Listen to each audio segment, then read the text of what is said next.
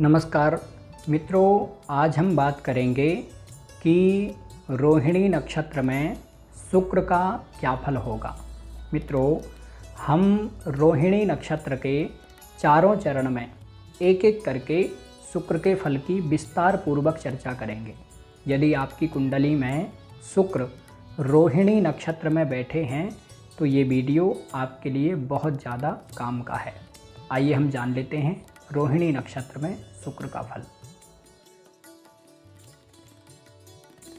मित्रों, यदि जन्म कुंडली में शुक्र रोहिणी नक्षत्र के प्रथम चरण में बैठे हों तो ऐसा व्यक्ति सुंदर, आकर्षक दिखने वाला होता है। ऐसे लोग अच्छे दिखने वाले होते हैं और ये लोग मजाकिया स्वभाव के, मनोरंजक स्वभाव के होते हैं। ये लोग जहाँ पर भी रहते हैं वहाँ पर बड़ा खुशनुमा माहौल बना करके रखने वाले होते हैं। ये लोग अपनी स्टूडेंट लाइफ में जब स्कूल कॉलेज में पढ़ाई करते रहते हैं तो उस समय में ये लोग अपने दोस्तों के बीच में मुखिया बन कर के रहते हैं और अपने दोस्तों के बीच में बड़ा अच्छा हंसी मजाक का माहौल बना करके रखने वाले होते हैं। यही कारण है कि जिस दिन ये लोग स्कूल या कॉलेज नहीं जाते हैं उस दिन इन लोगों के दोस्तों का मन नहीं लगता है। ये लोग रसिक मिजाज के होते हैं, शौकीन मिजाज के होते हैं, घूमने फिरने के शौकीन होते हैं। नई नई जगहों पर घूमना, ऐतिहासिक या फिर प्राकृतिक स्थानों पर घूमना इन लोगों को अच्छा लगता है। ये लोग फिल्में देखना या फिर संगीत आदि सुनना या फिर डांस आदि करना बहुत पसंद करते हैं। ये लोग धनवान भी होते हैं। इन लोगों के पास में पैसा रुपया पर्याप्त मात्रा में होता है और विशेषकर इन लोगों को अपनी माता के माध्यम से, अपनी माँ के माध्यम से बहुत लाभ होता है। इन लोगों की माँ इनसे बहुत प्रेम करती हैं और इनकी माँ के द्वारा इन लोगों को बहुत सारी सुविधाएं प्राप्त होती हैं। लेकिन इन लोगों का वैवाहिक जीवन या फिर इनका पारिवारिक जीवन थोड़ा सा खराब होता है। इन लोगों को अपने पारिवारिक जीवन में, अपने वैवाहिक जीवन में कलह का बहुत ज़्यादा सामना करना पड़ता है। इन लोगों का अपने जीवन साथी से या फिर अपने परिवार के किसी न किसी विशेष व्यक्ति से बहुत ज़्यादा मतभेद होता रहता है और इसी कारण से इनको वैवाहिक या फिर पारिवारिक जीवन में परेशानी होती है। लेकिन इन लोगों के वैवाहिक जीवन में केवल और केवल 35 वर्ष की उम्र तक ही परेशानी होती है। 35 वर्ष की उम्र के बाद फिर इनका अपने जीवन साथी से तलाक हो जाता है। उसके बाद फिर इनका वैवाहिक जीवन अच्छा रहता है और यदि तलाक नहीं भी होता है तो भी 35 वर्ष की उम्र के बाद फिर इनका वैवाहिक जीवन अच्छा रहता है। ज़्यादातर ऐसा देखा गया है कि यदि रोहिणी नक्षत्र के प्रथम चरण में शुक्र बैठे हों तो फिर ऐसी स्थिति में व्यक्ति का जीवन साथी से तलाक हो ही जाता है या फिर किसी न किसी कारण से उसको अपने जीवन साथी का सुख सहयोग नहीं मिल पाता है। विवाह हो जाने के बाद भी अपने जीवन साथी से दूर रहना पड़ता है और फिर 35 वर्ष की उम्र के बाद ही ऐसे व्यक्ति को वैवाहिक जीवन का, पारिवारिक जीवन का सुख मिलता है। मित्रों, यदि आपकी कुंडली में शुक्र रोहिणी नक्षत्र के प्रथम चरण में बैठे हैं तो आप दुर्गा जी की उपासना करिए और यदि हो सके तो एक चांदी का गोल छल्ला बनवा करके अपनी लेफ्ट हैंड की सबसे छोटी वाली उंगली में पहन लीजिए। निश्चित रूप से आपको लाभ होगा। यदि रोहिणी नक्षत्र के प्रथम चरण में शुक्र बैठे हैं तो ज़रूरी नहीं है कि आपका अपने जीवन साथी से तलाक हो ही जाएगा। 35 वर्ष की उम्र तक यदि आपका विवाह चल गया तो उसके बाद में अच्छा रहेगा। लेकिन हाँ, 35 वर्ष की उम्र तक आपके वैवाहिक जीवन में, आपके पारिवारिक जीवन में परेशानी होगी। मित्रों, यदि जन्म कुंडली में शुक्र रोहिणी नक्षत्र के दूसरे चरण में बैठे हों तो ऐसा व्यक्ति बुद्धिमान और विद्वान होता है। ऐसे लोग अपनी बुद्धि विद्या के माध्यम से समाज में प्रसिद्धि प्राप्त करने वाले होते हैं और ये लोग लेखन से संबंधित अथवा कला से संबंधित कोई ना कोई काम करने वाले होते हैं। कई बार ये लोग कंटेंट राइटर या फिर कंटेंट मैनेजर अथवा किसी न किसी पुस्तक के राइटर या फिर संपादक आदि बन सकते हैं। अथवा ये लोग कला के क्षेत्र में, आर्ट के क्षेत्र में बहुत ज़्यादा रुचि रखने वाले होते हैं। ये लोग स्वयं भी अच्छे कलाकार बन सकते हैं। कई बार ये लोग गायन की कला में बहुत माहिर होते हैं। अथवा ये लोग किसी न किसी प्रकार के कोई न कोई म्यूजिकल इंस्ट्रूमेंट को बजाने वाले होते हैं। अथवा ये लोग चित्रकारी की कला को जानने वाले होते हैं। कहने का मतलब ये है कि ये लोग या तो फिर लेखन की कला में माहिर होते हैं अथवा ये लोग आर्ट से संबंधित कोई ना कोई काम करने वाले होते हैं।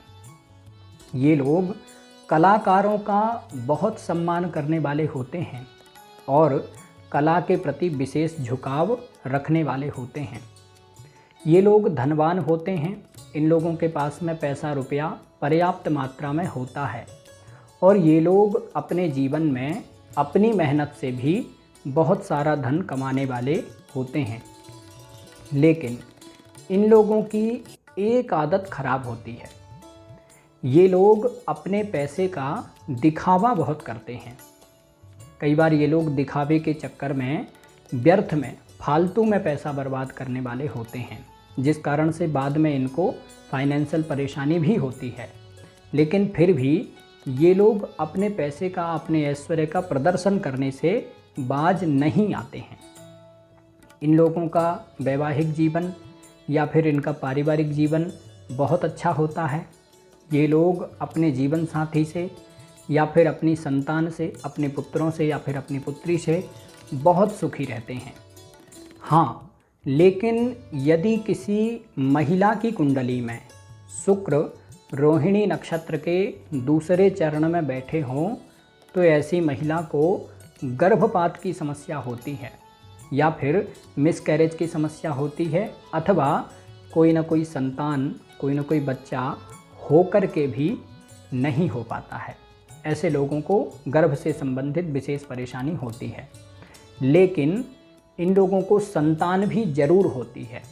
एक दो संतानें इनकी खराब हो सकती हैं या फिर एक दो गर्भ खराब हो सकते हैं या फिर मिसकैरेज हो सकता है एक दो बार, लेकिन उसके बाद में इनको संतान होती ज़रूर है। लेकिन हाँ, एक बात ज़रूर है कि महिला हो या फिर पुरुष हो, यदि कुंडली में रोहिणी नक्षत्र के दूसरे चरण में शुक्र बैठे हैं तो ऐसे व्यक्ति का वैवाहिक पारिवारिक जीवन अच्छा रहता है। मित्रों, यदि जन्म कुंडली में शुक्र रोहिणी नक्षत्र के तीसरे चरण में बैठे हों तो ऐसा व्यक्ति बुद्धिमान और चतुर, चालाक व्यक्तित्व का होता है। ऐसे लोग किसी भी प्रकार से चतुराई से, चालाकी से अपना काम बनाने में माहिर होते हैं और ये लोग व्यापारिक बुद्धि वाले होते हैं। व्यापार के सारे गुणागणित को समझने वाले होते हैं। साथ ही ये लोग व्यवहारिक स्वभाव के होते हैं, मिलनसार होते हैं। समाज के सभी लोगों से अच्छा व्यवहार बना करके रखने वाले होते हैं। लेकिन ये लोग अति कामुक प्रवृत्ति के होते हैं, अति कामी होते हैं और अति सुख की चाह रखने वाले, भौतिक सुख सुविधाओं की बहुत ज़्यादा चाह रखने वाले होते हैं। और इसी कारण से कई बार ये लोग विपरीत लिंगियों के प्रति अत्यधिक आकर्षित होने वाले होते हैं। विपरीत लिंगियों का मतलब है कि यदि स्त्री हो तो वह पुरुषों के प्रति अत्यधिक आकर्षित होगी और यदि पुरुष हो तो वह स्त्रियों के प्रति अत्यधिक आकर्षित होने वाला होगा।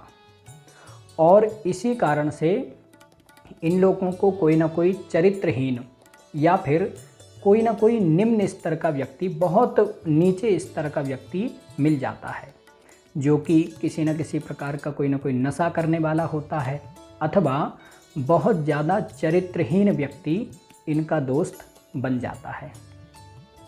और इसी कारण से बाद में इन लोगों को परेशानी होती है।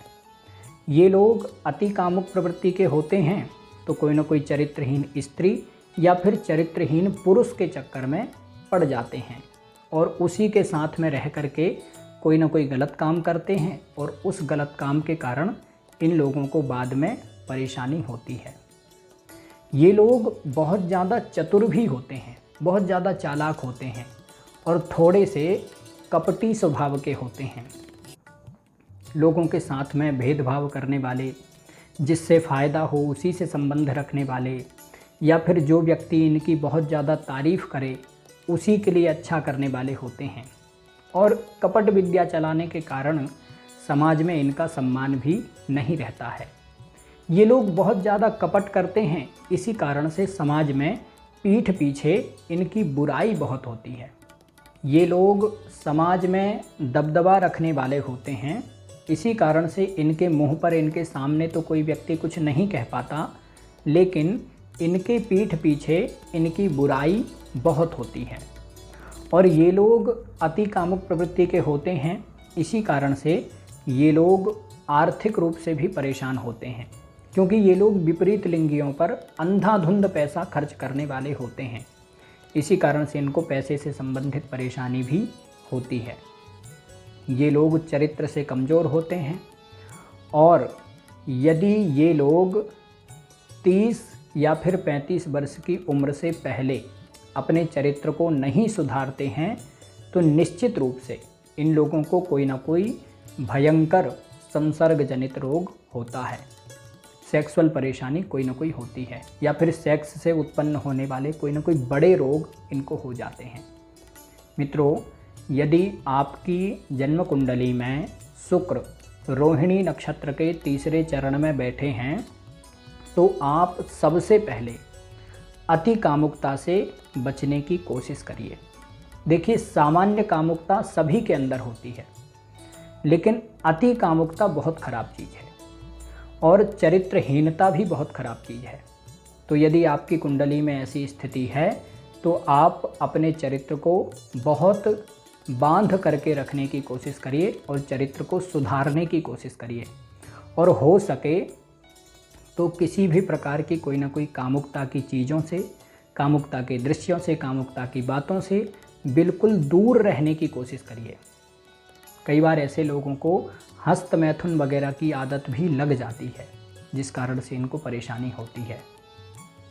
आपकी कुंडली में यदि ऐसी स्थिति है तो आप दुर्गा जी की उपासना करिए और अपने चरित्र को सुधारने की कोशिश करिए, निश्चित रूप से लाभ होगा।